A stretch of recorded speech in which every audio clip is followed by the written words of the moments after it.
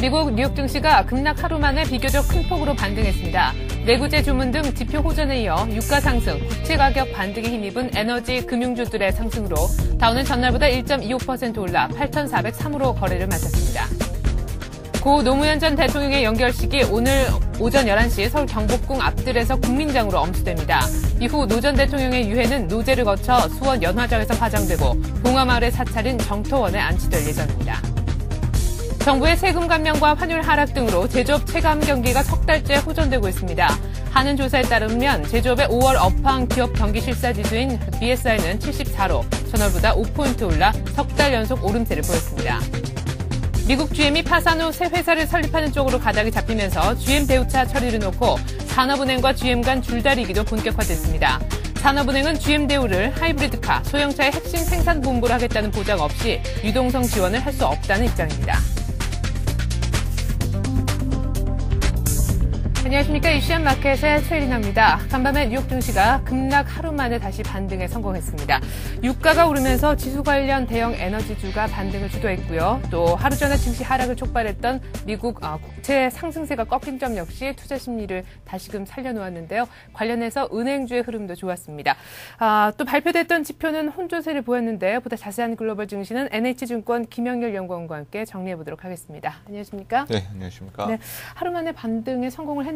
네, 그렇습니다. 우선 어제 이 국채 금리가 급등세를 보이면서 현재 이제 지난주에 시장에서 제기가 되었었던 영국의 국가 신용 등급에 대한 전망이 부정적으로 하향 조정되었고, 과연 미국도 같은 맥락에서 국가 신용도에 좀 문제가 되는 것이 아니냐, 그리고 지금 마구잡이로 발행하고 있는 어떤 국채에 대한 신뢰를 가져갈 수 있느냐가 어제 금융시장에 대한 어떤 좀 부정적인 견해를 만들어 주었었는데, 오늘은 오히려 어제 무디스에 이어서 오늘 스탠다드 푸어스도 미국의 국가 신용 등급에 대한 변함이 없을 것이라는 신뢰를 심어주었었고, 네. 발행된 국채에 대한 수요 자체가 늘어나면서 이 국채 금리가 하락세를 오랜만에 보여주면서 전체 시장 심리가 안정된 내용을 확인할 수가 있었습니다. 전체 시장에서 주목받았었던 내용들에 대해서 다시 한번 살펴볼 필요가 있을 것 같은데요. 먼저 제너럴 모터스가 채권단과 합의를 통해서 다음 주 월요일인 6월 1일을 기준으로 파산보호 신청에 들어가기로 했습니다.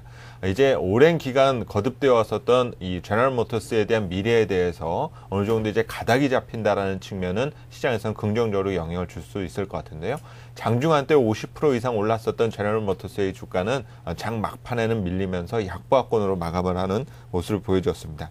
이제 새로운 제너럴 모터스의 지분을 이제 정부가 약 70% 이상을 보유하게 되면서 이제는 제너럴 모터스가 아닌 거버먼트 모터스로 바뀌게 될지 모르는 이런 그 상황에 놓여져 있습니다. 이제 제너럴 모터스의 어떤 하청업체들에 대한 문제와 이제 실업자들이 발생됐을 때의 상황을 이제 정부가 어떻게 능동적으로 대응해 나갈지가 시장에서는 주목받게 될 것 같고요. 네. 앞서 말씀드렸다시피 국채 발행에 대한 어떤 성공 안도감이 시장에서는 제기가 되었고, 오늘 달러와 대비 엔화가 급락세를 보여주면서 안전자산에 대한 선호 심리가 조금은 약화되는 모습을 보여줬습니다. 우선 국채에 대한 어떤 국채 발행에 대한 우려 등이 현재 시장에서는 제기가 되고 있는 것만은 분명 사실이지만, 아직까지 미국의 국가 신용 등급을 뒤흔들 정도의 어떤 경제적인 펀더멘탈에 대한 위험을 느끼기에는 아직은 좀 시기상조다라는 부분이 공감대를 얻었다라고 볼 수가 있겠고요. 올해만 정부가 발행한 미국 국채의 규모가 7천억 불을 넘었다라는 점은 분명 시장에서는 걱정을 할 만한 수위가 될지 모르겠지만은 이미 미국은 만성적인 재정 적자가 유지가 되어 왔었고, 그 과정에도 아직까지 그 시장에 문제가 제기가 되지 않았었기 때문에 어떤 시장에서의 어떤 그 불확실성을 자극할 수 있을 만한 시장 재료는 아니다라는 판단을 오늘 보여주었었던 것으로 보여집니다. 기타 경제 지표들의 내용을 살펴보면 내구재 주문이 전월 대비 약 1.9% 회복세를 보이면서 어떤 경기 회복에 대한 기대를 높여주었고요. 신규 실업수당 청구 건수가 17주 만에 감소세를 보이게 되면서 다소 좀 고용 지표가 안정이 되는 것이 아니냐라는 기대를 만들어 주었습니다. 하지만 이와 관련된 내용은 당장 다음 주 GM이 파산보호 신청에 들어가게 될 경우에는 다시 또 늘어날 수 있는 그런 변수이기 때문에 어쩐 단기적 변화라고 볼 수가 있을 것 같고요. 네. 주택 지표는 다소 좀 좋지는 못했습니다. 신규 주택 거래에 대한 부분이 예상치를 조금 밑도는 결과를 보여줬었고, 하지만 이런 그 주택 관련 지표에 대한 내용보다는 내구재 주문과 고용 지표가 안정됨으로써 우선 경기 회복에 대한 기대감, 이와 맞물려 국제 유가는 그 WTI 기준으로 배럴당 65달러를 넘어서면서 에너지 관련주들이 상승세를 보여주는 것이 오늘 새벽 끝나는 미 증시의 전체적인 그림으로 볼 수가 있겠습니다. 네, 그래요. 요즘에 최근 들어서 발표되는 경기 지표들을 보면 경기가 조금 호전되는 듯도 싶은데요. 지금 당장 전날에 있었던 뉴욕에 발표된 지표들을 봤을 때도 내구재 그리고 고용 지표는 좋았지만 또 주택 관련 지표는 좋지 못했단 말이죠. 네, 그렇습니다. 지표들이 호전되는 듯 했지만 또 어떤 지표들은 굉장히 부진하게 나오고 어떤 지표를 믿어야 될지 상당히 혼란스러운데 그 기준을 좀 제시를 해주신다면요. 네, 우선 뭐 언론에서도 많이 언급이 되는 부분이지만 추세적인 회복과 반전, 여러 가지 비슷한 말들이 많지만 예. 여기에 있어서 조금씩의 그 단어의 차이가 있다라는 부분은 분명히 시청자분들도 기억을 해두실 필요는 없습니다. 현재의 경제 상황이라든지 기업의 이익 측면에 있어서는 단기적으로 좀 침체되었었던 국면에서 회복되는 과정이라고 볼 수가 있지만 이것이 본격적인 성장 추세에 진입됐다라는 신호는 아직까지는 없다고 볼 수가 있겠는데요.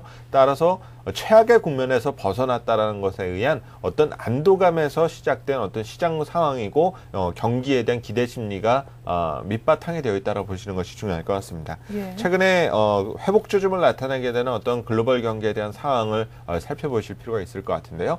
준비된 자료 화면에서 보시면 네. 현재 미국과 그리고 이제 글로벌 그리고 우리 한국의 경기 선행지수들에 대한 전체적 추이를 살펴보면 지난 몇 개월 사이에 분명 회복세를 보이고 있다는 것만은 분명 사실입니다. OECD 경기 선행지수와 미국 그리고 한국 경기 선행지수 모두 빠른 회복세를 나타내고 있는데요. 네. 문제는 현재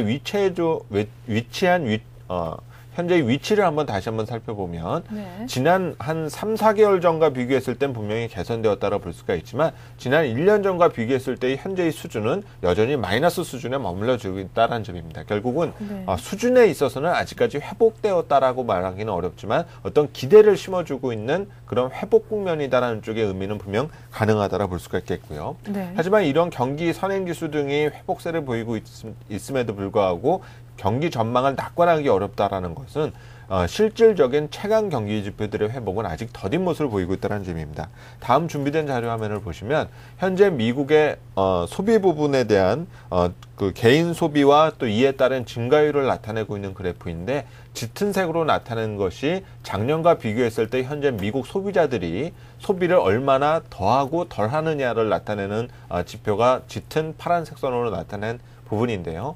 현재 미국 소비자들은 3분기 연속 소비가 감소하는 과정을 보이고 있습니다. 아무래도 소득도 줄어들고 고용도 불안하기 때문에 나타난 결과를 볼 수가 있겠지만 네. 이렇게 미국의 소비자들이 소비를 안 하고 있다는 것은 경기가 회복되었다라고 보기는 어렵다고 볼 수가 있습니다. 물론 이 영향은 신흥시장에도 상당한 위협이 될 수밖에 없을 텐데요.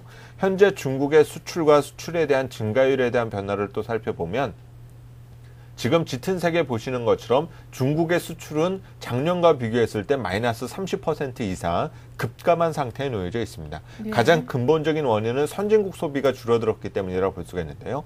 만약 중국의 경제가 이런 수출 감소의 영향 등으로 인해서 만약에 위협받게 된다면은 한국의 최대 수출국인 중국은 한국의 최대 수출국이기 때문에 한국 경제도 위협을 받을 가능성이 남아져 있다는 점입니다. 따라서 최근 몇 개월 사이에 어떤 경기에 대해서 낙관적인 전망이 시장에 제기가 되고 있는 것만은 분명 사실이지만 이것이 당장 올 연말까지 지속될 수 있을 만한 장담은 아직까지 하기는 좀 이르다라는 점, 재차 반락에 대한 위험은 아직까지 남아있다는 점에 대해서 예의주시해 두실 필요가 있겠습니다.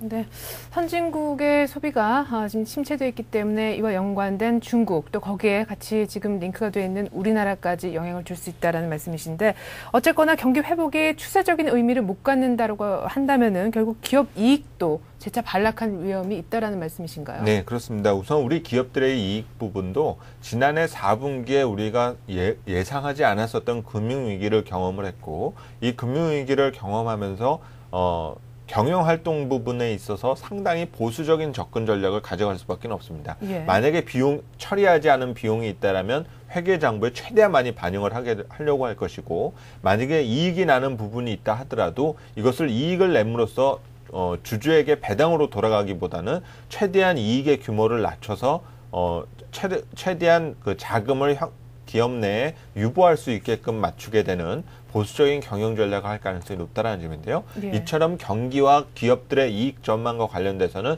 밀접한 상관성을 있다는 점을 이해해 주셔야 될 필요가 높습니다.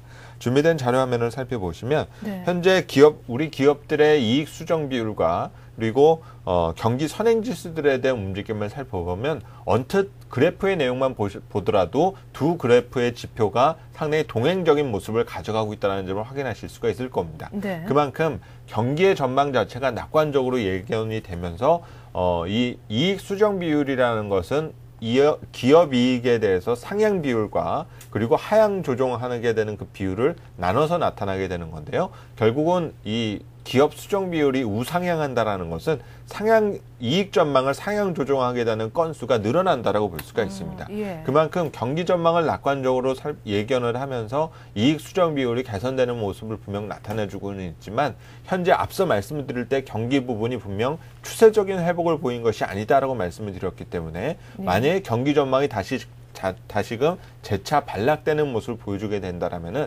이익 전망과 관련돼서도 조금은 부정적인 견해가 늘어날 수가 있다는 점입니다.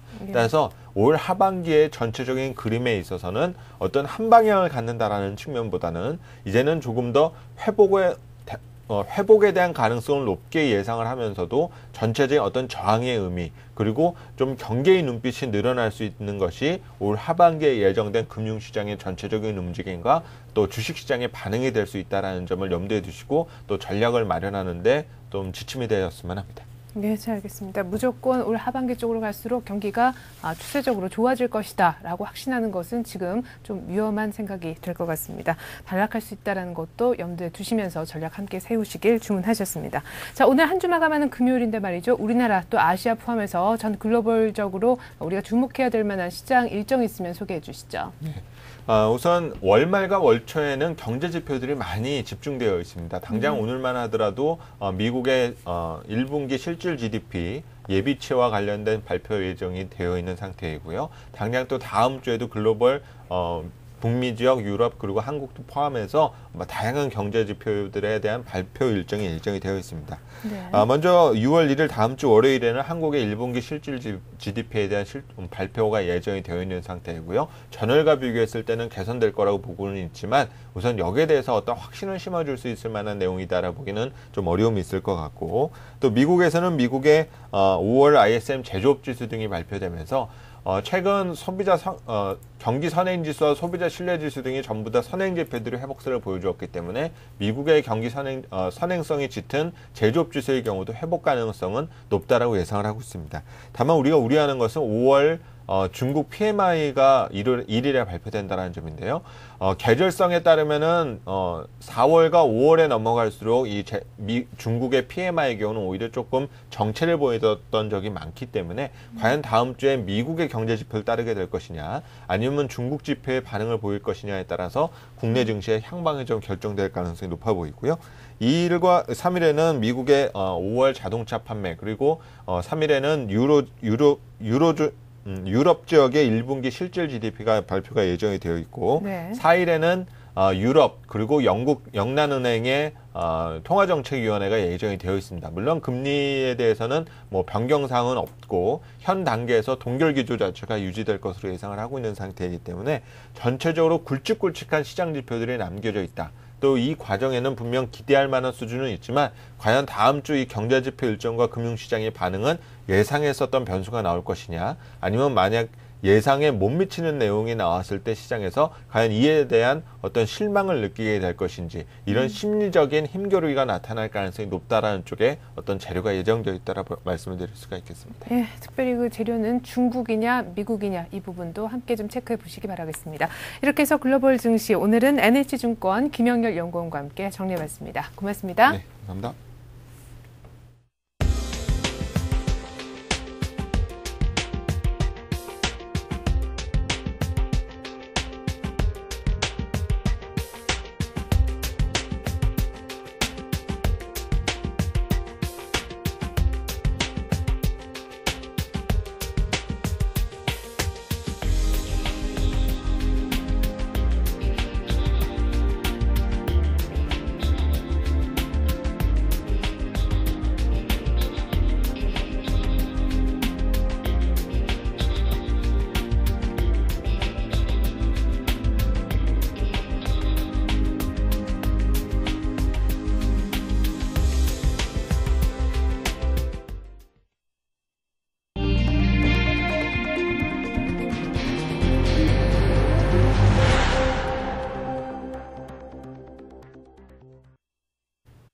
5월 29일 금요일 뉴스 따라잡기 시간입니다. 오늘은 이현성 기자와 함께하겠습니다. 이 기자 안녕하세요. 안녕하세요. 네, 좀 전에 봉하마을에서 노무현 전 대통령의 발인식이 엄수가 됐죠. 네, 계속해서 오늘 오전 11시 이제 연결식이 경복궁 앞뜰에서 진행이 될 예정인데 국민장으로 치러지게 됩니다. 이 연결식 진행 절차 간단하게 소개해 주시죠.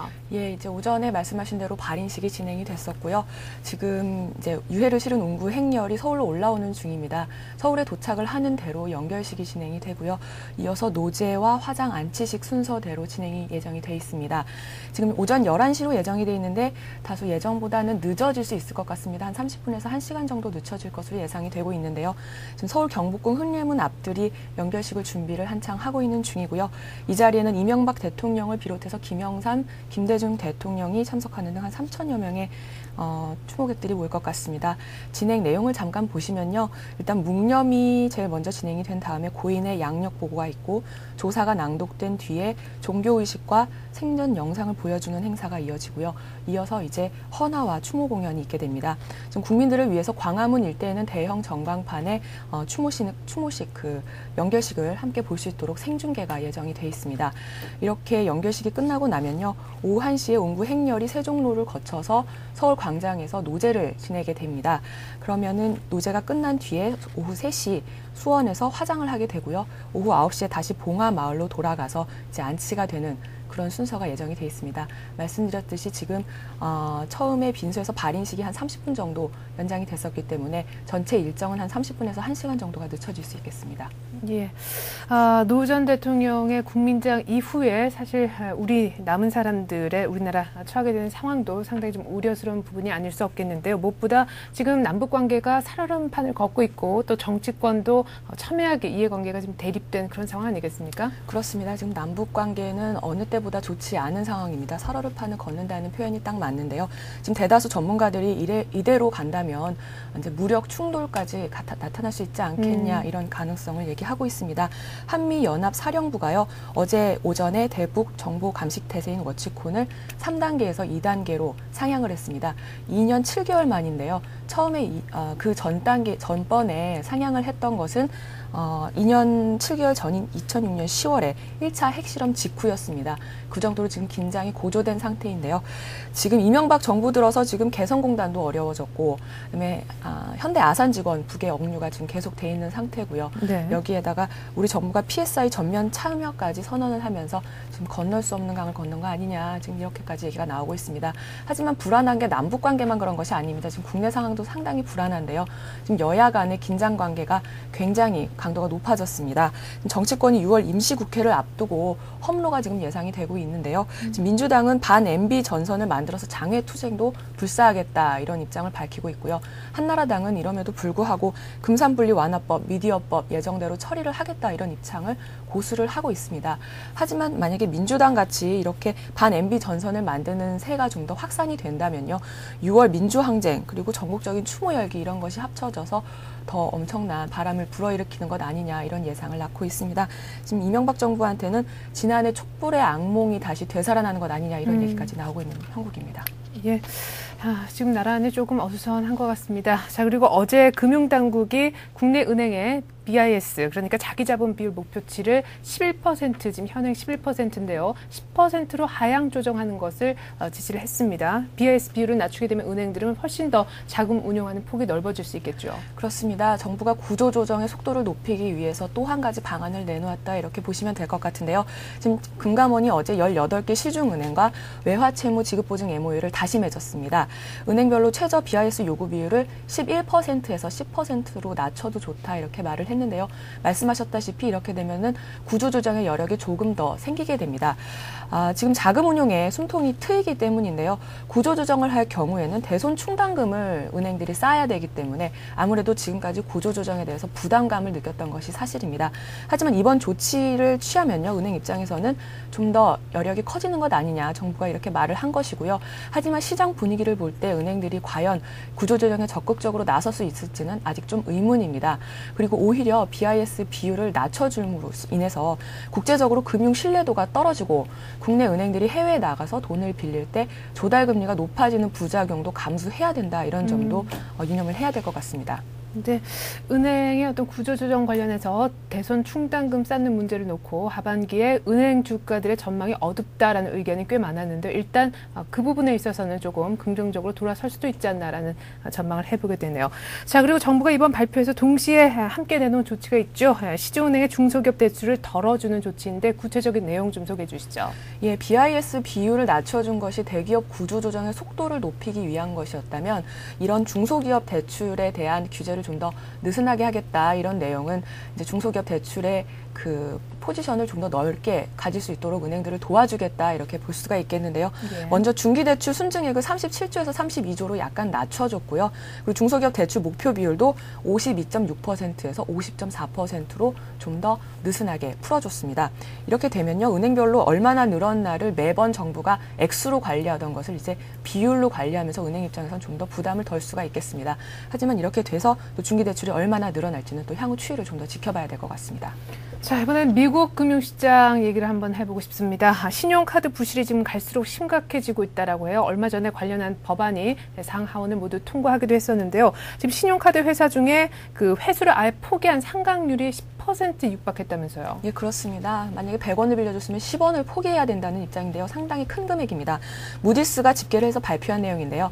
신용카드 상각률이 9.97%로 말씀하신 대로 10%를 육박하는 수준입니다. 무디스가 관련 통계를 집계를 한 20년 이래 가장 최악의 수치다 이렇게 분석이 되고 있는데요. 더 안 좋은 소식은 2분기 들어서면 이 10%가 12%까지 올라갈 수 있다 이런 전망이 나오고 있다는 점입니다. 지금 1분기에 미국의 카드 업계가 추심을 포기한 대출이 총 34억 달러. 지금 전년 대비로 볼 때는 68.9% 거의 70% 가까이 증가를 했습니다. 굉장히 좋지 않은 상황인데요.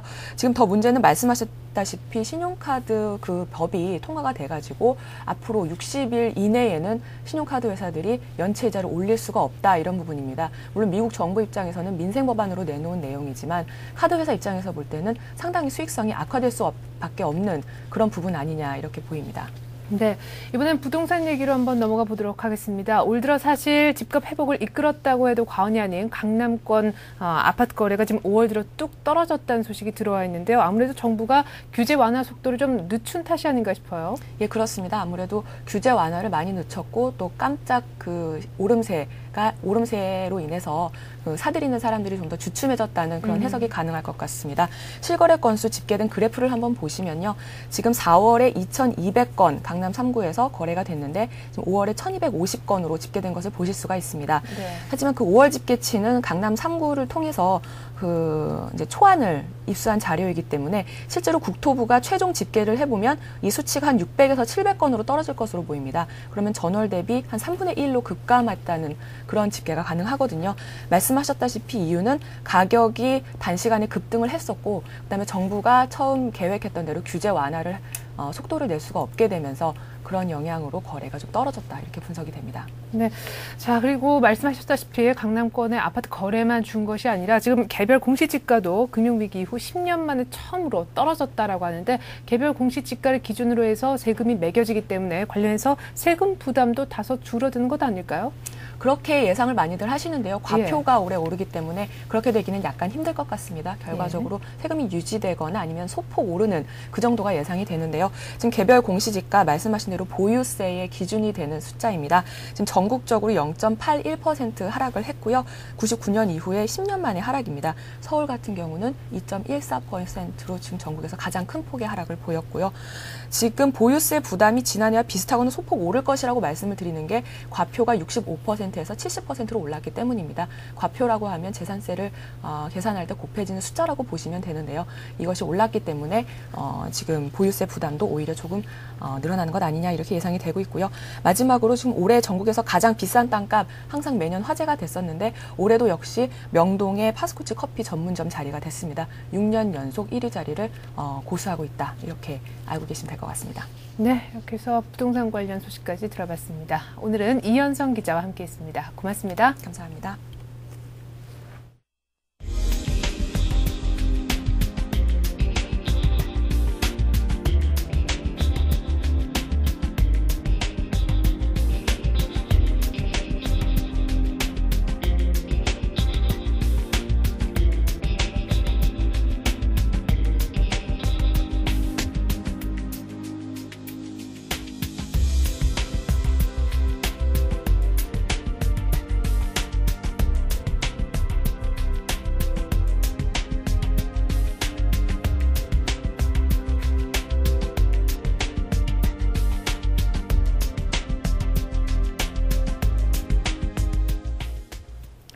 간밤에 뉴욕 증시가 국채 부담을 털고 반등에 성공했습니다. 다우가 1.25% 올라 8,403으로 종료를 했는데요.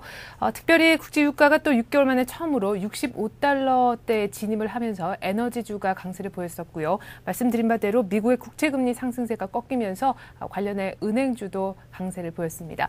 자, 이렇게 다우가 상승을 하긴 했지만 오늘이 또 주말을 앞둔 금요일이고 노 전 대통령의 연결식이 거행이 되기 때문에 거래량 자체가 좀 급감하면서 관망하는 쪽의 분위기가 나타나지 않을까 싶은데요. 보다 자세한 우리 시장 이야기는 1시간 뒤 출발 샌둥시에서 보다 자세하게 해드리겠습니다. 고맙습니다.